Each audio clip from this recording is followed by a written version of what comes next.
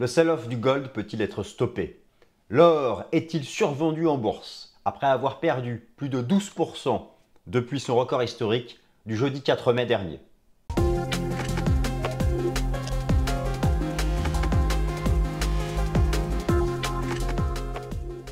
Alors chers amis, bienvenue, je suis ravi de vous retrouver comme d'habitude, comme chaque mercredi, nouvelle édition du Fast and Forex. Nous sommes le 4 octobre 2023 et il faut aborder le sujet des métaux précieux.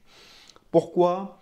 Parce que l'or et l'argent ont subi de plein fouet ce qu'ils subissent toujours historiquement, la remontée du dollar américain, 11 semaines consécutives de hausse, et puis naturellement, les nouveaux plus hauts de presque 15 à 20 ans en fonction des pays, des taux obligataires de long terme, j'insiste, car les taux d'intérêt dits de court terme, en tout cas tout ce qui se situe entre 0 et 6-7 ans, ne font pas de nouveaux plus hauts. Ce sont vraiment les taux d'intérêt, les taux longs, qui ont exercé une pression sur le cours des métaux précieux, qui d'ailleurs sont rentrés depuis une semaine dans cette phase de sell-off, de forte baisse, qui a vu des cassures de support. Et désormais, alors que l'or et l'argent reviennent au contact de niveaux importants, qui sont à peu près environ 2/3 de retracement, vous savez, de toute la hausse qu'ils ont connue entre octobre 2022 et mai 2023, le fameux ratio de 61,8 de retracement. Alors voilà, est-ce que ces niveaux techniques atteints auront la force pour déjà stopper, déjà stabiliser le marché? Quoi, soyons clairs. Le marché vient de subir une importante vague de baisse, une puissante pression vendeuse, un puissant arbitrage en défaveur des métaux précieux. La première étape, c'est bien sûr de se stabiliser. Moi ici dans cette vidéo, j'ai envie qu'on se pose la question.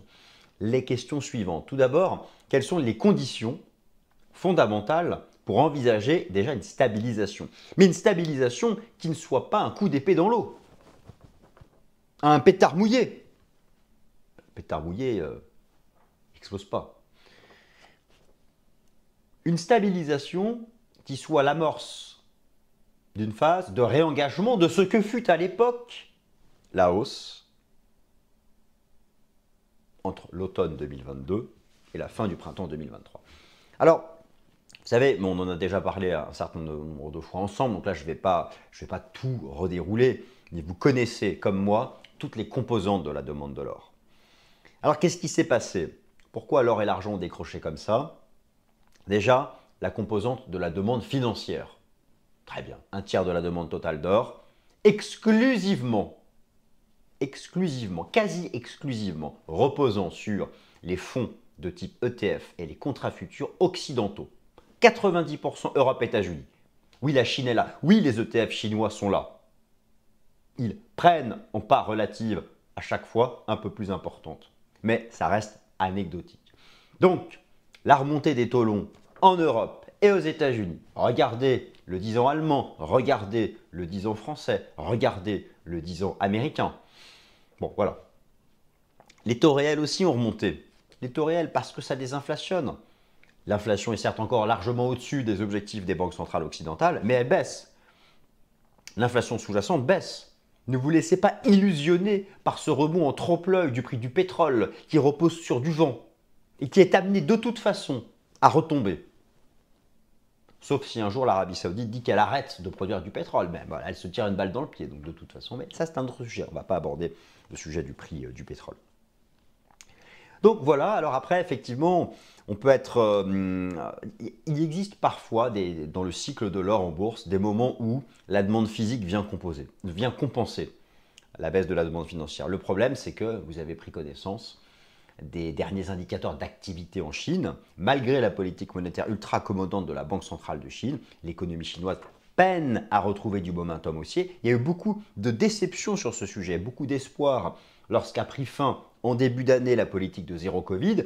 Il y a eu un démarrage intéressant en janvier-février et puis ensuite sont revenus les problèmes structurels de l'économie chinoise, en particulier les déboires du secteur immobilier le consommateur chinois, il a peur, il ne se lâche pas.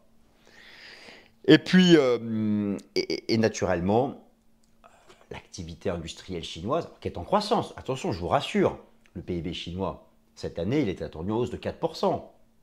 Mais voilà, pour un pays comme aussi grand que la Chine, 4%, c'est comme quand nous on fait un petit 1, quoi. C'est pas énorme.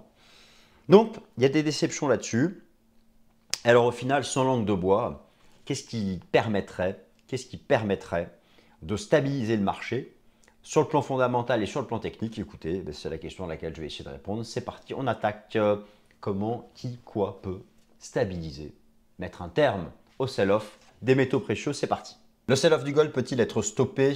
On attaque. Le plan, je viens de vous le donner en grande partie. Il s'affiche à nouveau sous vos yeux. N'hésitez pas donc à le lire tranquillement puisqu'il va apparaître sous la forme d'une petite animation. 6 parties et on attaque directement par la partie numéro 1. Alors, la demande financière d'or en baisse met la pression sur le prix du gold depuis début août. C'est effectivement ce qui s'est passé. Alors, je vous rappelle que sur le plan fondamental, la formation du prix de l'or dépend du rapport entre l'offre et la demande, soit le schéma classique de toute formation de prix en bourse, quelle que soit la classe d'actifs. La particularité pour l'or est l'impact dominant de la demande via sa diversité, alors que la tendance de l'offre est globalement régulière sur le long terme. Par conséquent, l'or suit une tendance haussière si toutes les demandes d'or sont en convergence, sauf fait de nature exceptionnelle sur la production minière d'or. Alors toutes les données ici qui sont rassemblées proviennent du Conseil mondial de l'or. Ce sont des datas dont je vous ai déjà parlé et j'insiste sur ça. Si vous cherchez un responsable, si vous cherchez quelqu'un à blâmer pour… À blâmer pourquoi? À blâmer pour ce qu'a fait l'or depuis ici le mois de mai dernier, et en particulier ce qu'il fait depuis le milieu du mois d'août dernier, et en particulier ce qu'il fait depuis qu'il a cassé 1920 $, depuis qu'il a cassé 1890 et qu'il est sorti par le bas de cette pattern, si vous cherchez quelque chose à blâmer, eh bien, toutes les informations se trouvent ici. Les coupables sont ici, les coupables sont dans la 1, 2, 3, 4, quatrième ligne de ce tableau, la demande financière ou d'investissement d'or, qui représente 27% de la demande totale d'or, qui est sous l'influence de corrélation inversée avec les taux d'intérêt obligataires et le dollar américain. Je vais vous montrer tout de suite les datas, vous allez voir, c'est sans appel. Je me dirige vers le site du World Gold Council, ici, qui va rassembler donc toutes les datas. Et vous avez, alors là c'est très intéressant, je vais vous montrer les données ici des ETF Gold. Regardez ce qui s'est passé sur le troisième trimestre. Sur le troisième trimestre, ici, vous avez donc, j'ai classé le tableau et données du troisième trimestre, l'évolution par pays des flux, donc des flux entrants et des flux sortants sur les gros ETF Gold dans le monde. Alors déjà, en termes d'AUM global, vous constatez que tout se fait en Europe et aux États-Unis. La Chine, 3,6 milliards contre 100 milliards pour les États-Unis, 100 milliards pour l'Europe, ça ne compte pas. Les ETF chinois, oui, ils arrivent, mais ils ne comptent pas pour grand-chose. Eh bien, regardez les chiffres sur le troisième trimestre, c'est des sorties d'or en tonnes, ce sont des outflows monstrueux ici, en millions de dollars, des outflows monstrueux, et du fait de la remontée des taux obligataires et de la hausse du dollar américain. D'ailleurs ici, vous avez la baisse de l'or et là vous avez les flux entrants et sortants sur les plus gros ETF. Et donc vous constatez donc que ce soit pour les États-Unis et l'Europe, la ligne est sous zéro, c'est donc du négatif partout. Donc le coupable, mais ça en plus on le savait. C'est-à-dire, bon, nous faisons ici ensemble des vidéos sur l'or tous les mois. Finalement, je radote à chaque fois en expliquant que l'or, naturellement, qu'il y a des soutiens de long terme qui sont du côté de la demande physique, qui sont du côté des banques centrales, qui font que l'or réengagera sa tendance haussière de fond. Mais lorsqu'à court terme, vous avez une pression maximale de la demande financière avec des sorties de capitaux des plus gros ETF Gold occidentaux, que ce soit en Europe ou aux États-Unis, c'est ce qu'on vient de voir.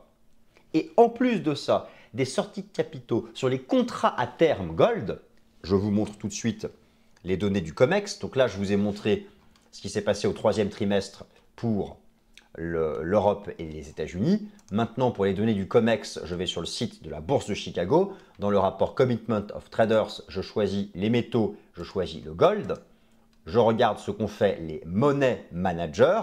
Je vais prendre 2 ans d'historique. Là, vous avez en jaune la position nette, c'est-à-dire le nombre de contrats à l'achat moins le nombre de contrats à la vente, et la courbe est en baisse. Donc, nous avons eu l'action baissière conjointe des ETF et des contrats futurs.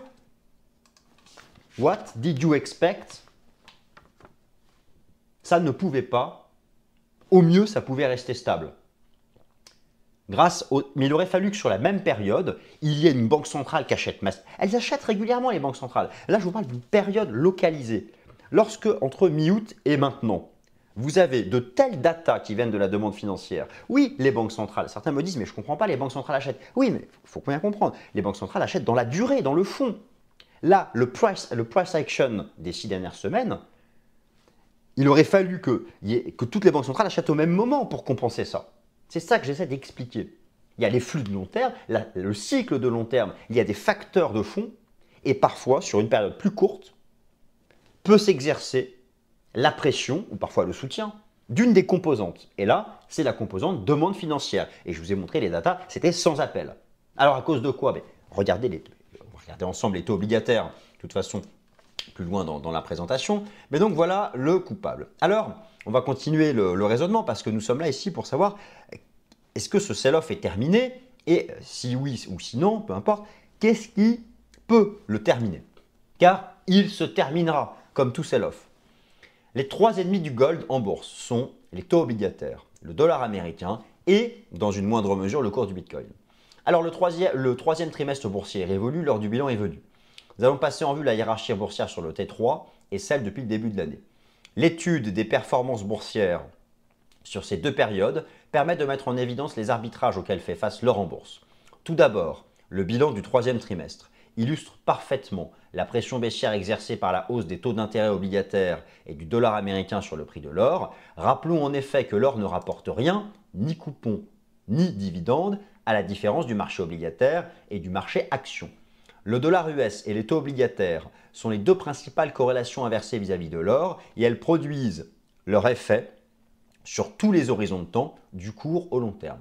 À court terme, alors que le marché crypto s'institutionnalise, il peut aussi y avoir une corrélation inversée entre le cours de l'or et le cours du Bitcoin. En tout cas, moi, ce que j'ai observé, c'est qu'en général, lorsque sur une séance, vous avez une forte chute des métaux précieux, ça correspond souvent à une hausse du cours du Bitcoin et inversement.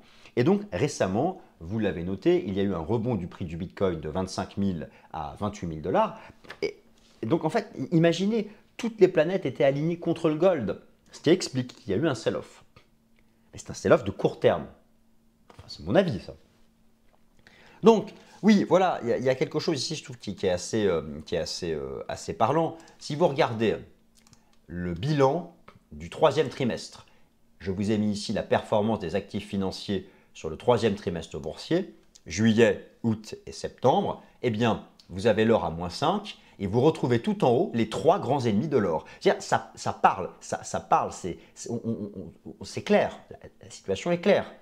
Le pétrole, les taux obligataires, j'ai mis le taux obligataire américain à 10 ans, qui est en train de tendre vers ses records de 2007, et le DXY, c'est le dollar américain face à un panier de devises. Si au troisième trimestre, vous aviez eu ça, ça et ça tout en bas, vous aviez l'or tout en haut.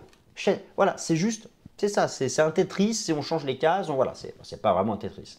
Bon.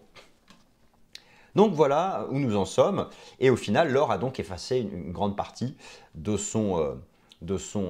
oui, alors je voulais aussi vous montrer, c'est intéressant parce que qu'est-ce qui pourrait mettre un terme au sell-off du gold? Je regardais le ratio Bitcoin-Gold qui s'analyse très bien en analyse technique. Alors, il est d'ailleurs comme le graphique lui-même du Bitcoin en données hebdomadaires dans le nuage. Il y a eu un rebond du ratio Bitcoin-Gold BTC-USD sur XAUSD. Donc, mais on est revenu dans le haut du nuage. Alors voilà, peut-être que là, on va avoir à nouveau un arbitrage favorable pour les métaux précieux. Donc peut-être qu'en termes de timing, effectivement, la fin du sell-off du gold serait en approche. Bon, encore une fois, j'insiste, la corrélation inversée avec Bitcoin est complètement secondaire. Oui, Bitcoin est pour certains l'or numérique, mais attention. Si on reste sur le plan mathématique, juste on calcule des coefficients de corrélation linéaire sur longue période, oui pour les taux obligataires, oui pour le dollar américain. Avec Bitcoin, il ne faut pas non plus exagérer. Mais je voulais quand même en parler parce que ça fait partie des choses qui ont pu mettre à court terme, qui ont pu amplifier le sell-off. Donc vous l'avez compris, les taux d'intérêt réels et nominaux expliquent le sell-off du gold presque à eux seuls. Alors là, pourquoi je répète? Là, j'insiste sur les taux d'intérêt réels. L'analyse historique du cours de l'or en bourse permet d'avoir l'affirmation suivante. La tendance de fond du métal jaune est inversement corrélée à la tendance de fond des taux d'intérêt nominaux et réels. Les grandes phases haussières historiques du gold étaient construites sur les taux d'intérêt en baisse, en particulier lorsque les taux réels et nominaux baissaient ensemble. Le prix de l'or ne peut pas être haussier. Le prix de l'or ne peut pas, regardez le pas, être haussier si les taux réels et, regardez le et, nominaux montent de manière conjointe. C'est exactement ce qu'il s'est passé entre début août et fin septembre. Donc, y a-t-il une logique au sell-off qu'a connu le gold récemment? La réponse est oui. On est en plein cœur de ce qui forge la formation, de ce qui forge le prix de l'or. Voilà. Alors, pourquoi les taux d'intérêt réels sont repartis à la hausse? Si vous voulez, l'or ne peut pas se stabiliser déjà tant que les taux nominaux continuent de monter. En fait, regardez, ce qui est compliqué, c'est ça. Je vous montre ici par exemple l'inflation au sein de la zone euro, qui récemment, c'est l'inflation sous-jacente, qui récemment a fortement chuté. Là, vous avez donc le cours de l'or en jaune, ici les taux réels américains et les taux nominaux américains. Et rappelez-vous ici à l'époque, cette grande phase de hausse de l'or, bien regardez, c'était la chute combinée des taux réels et des taux nominaux. Et donc là, récemment, alors ici, il y avait une phase de poussée de l'or. Me direz-vous, les taux réels montaient, oui, mais c'était sous zéro. Et les taux nominaux s'étaient mis à plat. Et là, pourquoi l'or a rebaissé? Enfin, attention, l'or ne fait que retracer sa hausse entre octobre et mai, hein, regardez. Il n'y a rien de catastrophique, c'est un retracement. Mais pourquoi? Regardez la pente qu'ont repris ensemble les taux nominaux et les taux réels. Alors pourquoi les taux réels ont repris une pente haussière? Parce que les taux nominaux ont monté et que l'inflation sous-jacente a baissé. Oui, elle a baissé l'inflation sous-jacente. Oui, vous me dites le rebond du prix du pétrole, l'inflation nominale. On s'en fiche. C'est du vent. Et c'est du vent. Ça ne tiendra pas. Toutes les autres mesures de l'inflation baissent. Mais je vous prépare la semaine prochaine dans le Top Gun un point spécial inflation. Elle, l'inflation sous-jacente, elle baisse. Regardez, en Europe, c'est tombé à 4,5. Donc voilà, au final, l'or avait toutes ces pressions contre lui.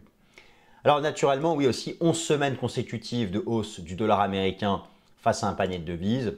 Vous avez là un des ennemis jurés, mais dans une moindre mesure. Mais vous avez là un ennemi très important de l'or. Mais il peut arriver parfois que l'or monte avec le dollar. C'est vraiment dans certaines phases, soit où il y a une poussée haussière qui est liée à la demande physique.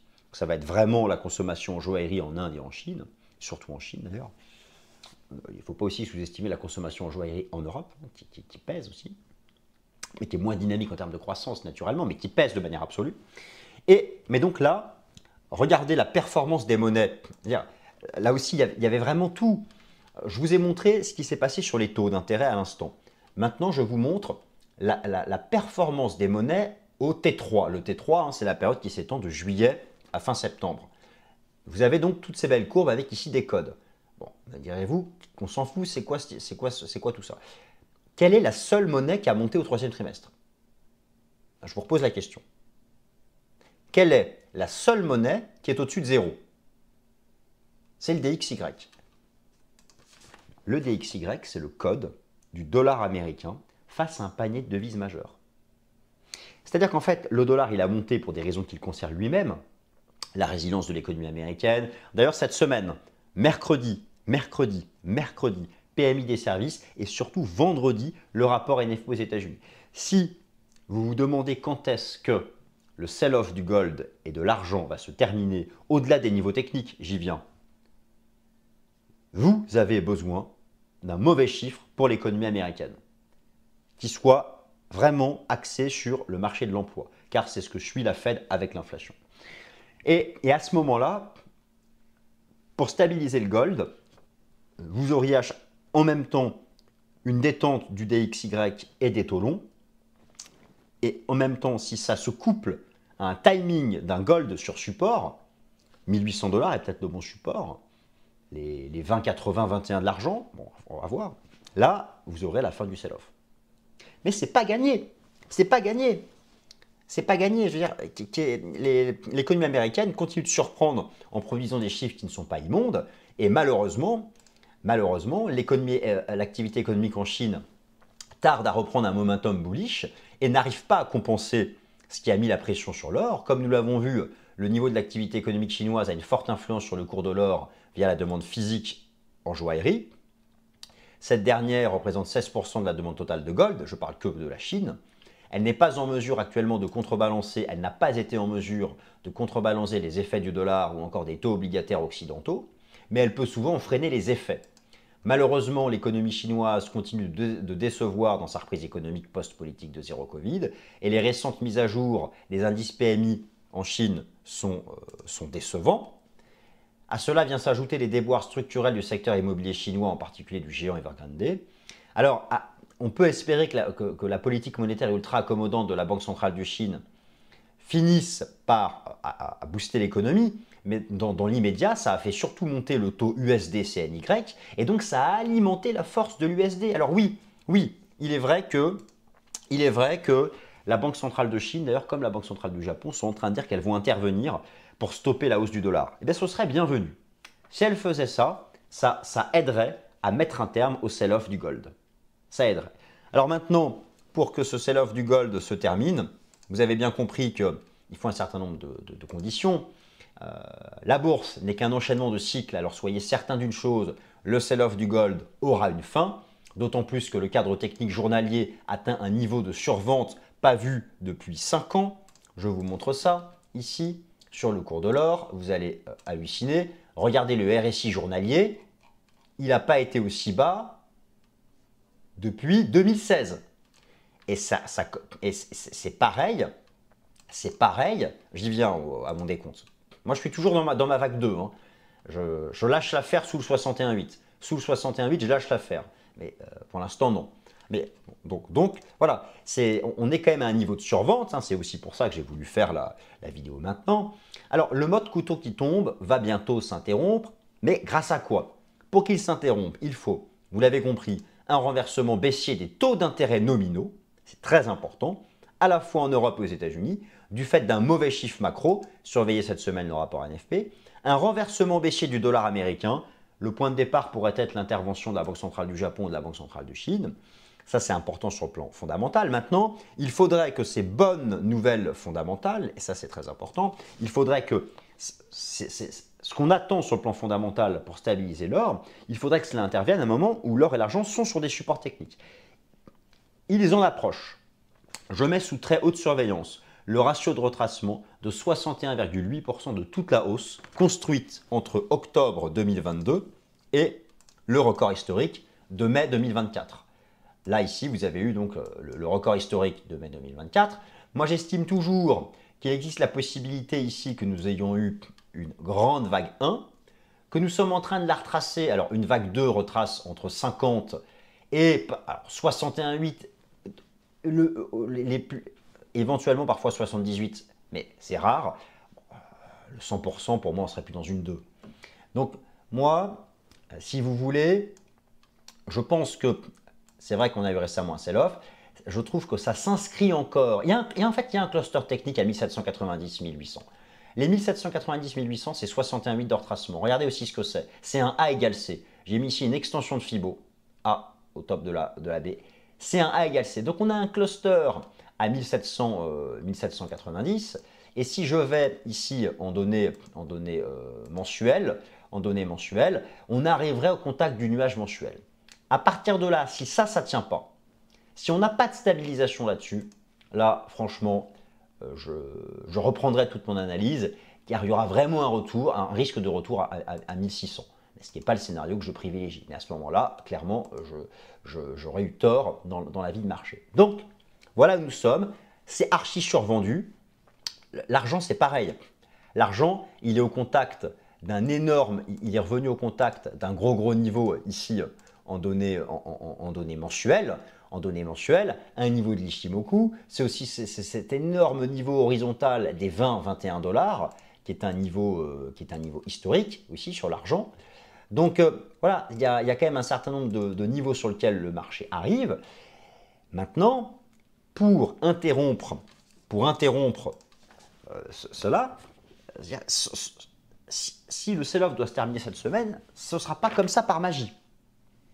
Il faut un chiffre, il faut une data et il faut une séance de renversement avec genre une grande mèche basse ou un avalement aussi, quelque chose. Sur le plan technique, on n'a plus trop le droit à l'erreur, c'est ça que je voulais vous rappeler. 1790-1800, c'est la dernière chance du gold. Si on va en dessous, on ira vraiment beaucoup plus bas. De même pour l'argent. Les 20-21, c'est la dernière chance avant 18. Et ça tombe bien, c'est la semaine du NFP. Donc la réponse, elle est au plus tard vendredi à 14h30. Chers amis, j'espère que cette vidéo vous a plu. Si oui, je compte toujours sur vous pour un petit like. Appuyez sur le petit bouton, ça nous soutient. Et puis voilà, merci à vous tous de votre fidélité à la chaîne Swissquote. Et prenez soin de vous, à la semaine prochaine. Salut!